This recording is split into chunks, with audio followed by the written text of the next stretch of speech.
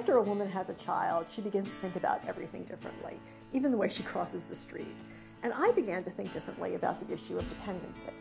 I grew up in a very traditional Italian-American family in which the word dependence was actually considered a good thing. Stay home with the mama. When my mother would say to me, "You're becoming very independent," that was an insult. It was always about family, and family was always first. And I think this was a message that was probably heard in many old world households, whether it was said in Italian or Chinese or Hindi. Of course, that becomes very suffocating when you're an adolescent and a teen.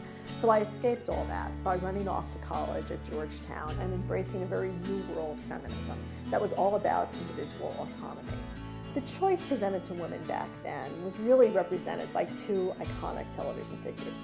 There was June Cleaver, who wore pearls while she vacuumed, and the beret-tossing Mary Tyler Moore, who proved that a single driven woman was going to make it after all.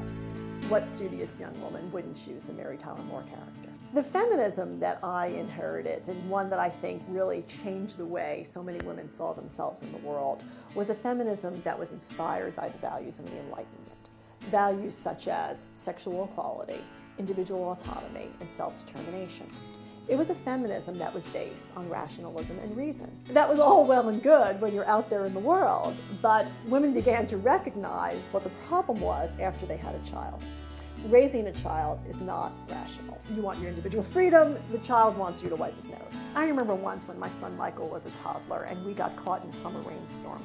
We hopped on a freezing air-conditioned bus, and he looked at me, those cute little eyes, and said, "Mommy, make the goosebumps go away."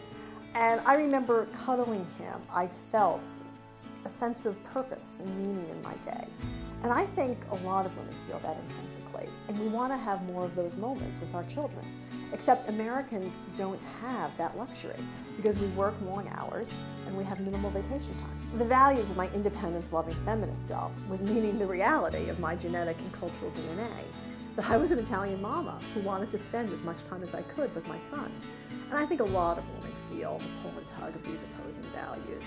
And I think that as a society, we haven't done enough to balance those opposing tendencies. I think there are a lot of women who feel a bit betrayed by feminism because feminism never carved out a meaningful place for women at home and in the workplace. Feminism embraced the values of the marketplace. It got women into the workforce, but it didn't fight for the needed benefits for women to spend more time with their families. Maybe we need to stir a little dependency into the sauce. We need a paradigm shift. If we think differently about the issue of care and the role of dependency in our lives, then we'll act differently. It's very exciting to see the initial efforts of Michelle Obama as First Lady, really fighting for the interest of women as wives and mothers. Michelle Obama said her initial priority was to be first mom. And she's also grown a garden in the White House because she knows the importance of healthy eating. What I'm really hoping is that lots of women will say to themselves, you know, I'm an old world daughter, new world mother. I feel the pull and tug of these opposing tendencies, and I am trying to figure out a solution. And that's what I'm hoping, that women will relate to this book.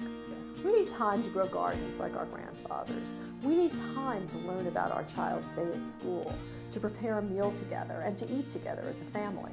At least that's what I, this old world daughter who became a new world mother, has been trying to achieve.